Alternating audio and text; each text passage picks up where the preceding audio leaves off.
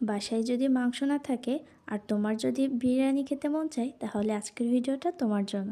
দেখো কালারটা কি সুন্দর হয়েছে, তাই না? চলো আজকে বানাই সয়া বড়ি দিয়ে বিরিয়ানি রেসিপি। তোমরা যদি এই সয়া বড়ি দিয়ে বিরিয়ানি একবার ট্রাই না করে থাকো তাহলে বুঝতেই পারবে না মাংস ছাড়াও বিরিয়ানি যে খেতে এত সুস্বাদু হয়। যখন তখন বিরিয়ানির ক্রেভিং উঠলে বাড়িতে বসেই সহজেই বানিয়ে ফেলতে পারবে এই সুস্বাদু বিরিয়ানি। এটা বানাতে লাগে না বাড়তি কোনো হ্যাসেল, সাধারণ ঘরের মশলা দিয়েই তৈরি করা যায়।